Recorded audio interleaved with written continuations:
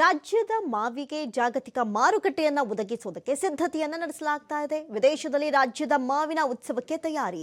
ಮಾವು ಬೆಳೆ ಅಭಿವೃದ್ಧಿ ನಿಗಮದಿಂದ ಪ್ರಯೋಗಕ್ಕೆ ತಯಾರಿಯನ್ನ ಮಾಡಿಕೊಳ್ಳಲಾಗ್ತಾ ಇದೆ. ರಾಜ್ಯದ ಮಾವಿಗೆ ಜಾಗತಿಕ ಮಾರುಕಟ್ಟೆಯನ್ನ ಒದಗಿಸುವಂತಹ ನಿಟ್ಟಿನಲ್ಲಿ ಈ ಯೋಜನೆ. ವಿದೇಶದಲ್ಲಿ ರಾಜ್ಯದ ಮಾವಿನ ಉತ್ಸವಕ್ಕೆ ತಯಾರಿಯನ್ನ ಮಾಡಿಕೊಳ್ಳಲಾಗ್ತಾ ಇದೆ.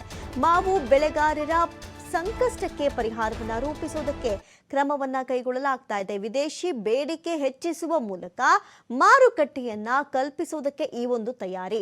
ದುಬೈ ಆಗಿರಬಹುದು, ಇಂಗ್ಲೆಂಡ್, ಅರಬ್ ದೇಶಗಳಲ್ಲಿ ಮಾವಿನ ಪ್ರಚಾರಕ್ಕೆ ಚಿಂತನೆಯನ್ನು ನಡೆಸಲಾಗ್ತಾ ಇದೆ. ಮಾವು ಮತ್ತದರ ಉಪ ಉತ್ಪನ್ನಗಳಿಗೆ ಬೇಡಿಕೆಯನ್ನು ರೂಪಿಸುವುದಕ್ಕೆ ಕ್ರಮ. ಹೊಸ ಬಗೆಯ ಮಾವಿನ ಉಪ ಉತ್ಪನ್ನಗಳ ತಯಾರಿಕೆಗೆ ಕ್ರಮ. ಇವುಗಳನ್ನ ವಿದೇಶಿ ಮಾರುಕಟ್ಟೆಯಲ್ಲಿ ಪ್ರದರ್ಶನಕ್ಕೆ ಇಟ್ಟು ಲಾಭಕ್ಕೆ ಪ್ಲಾನ್ ಅನ್ನ ರೂಪಿಸಲಾಗ್ತಾ ಇದೆ. ಈ ಮೂಲಕ ರೈತರಿಗೆ ಹೆಲ್ಪ್ ಆಗುತ್ತೆ. ಹೊಸ ಯೋಜನೆ ಮೂಲಕ ಜಾಗತಿಕ ಮಾರುಕಟ್ಟೆಯನ್ನ ಒದಗಿಸೋದಕ್ಕೆ ತಯಾರಿಯನ್ನ ರೂಪಿಸಲಾಗ್ತಾ ಇದೆ. ಹಿಂದಿನ ವರ್ಷಗಳಲ್ಲಿ ಸಂಕಷ್ಟವನ್ನ ಅನುಭವಿಸಿದ್ರು ಮಾವು ಬೆಳೆಗಾರರು.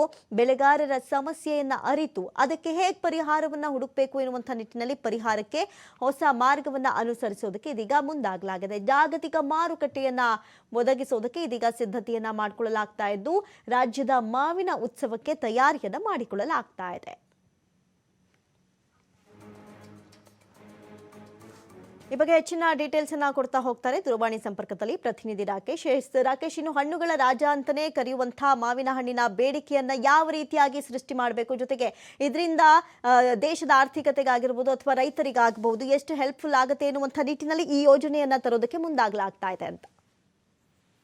ಅಮೃತ, ರಾಜ್ಯದಲ್ಲಿನ ಮಾವು ಬೆಳೆಗಾರರ ಸಮಸ್ಯೆಗೆ ಸಂಕಷ್ಟಕ್ಕೆ ಸ್ಪಂದಿಸುವಂತ ನಿಟ್ಟಿನಲ್ಲಿ ಹೊಸ ಕಾರ್ಯಕ್ರಮಗಳನ್ನ ರಚನೆ ಮಾಡಬೇಕು ಅನ್ನೋ ನಿಟ್ಟಿನಲ್ಲಿ ಮಾವು ಅಭಿವೃದ್ಧಿ ನಿಗಮ ಹೊಸ ಪ್ರಯತ್ನಕ್ಕೆ ಕೈ ಹಾಕ್ತಾ ಇದೆ.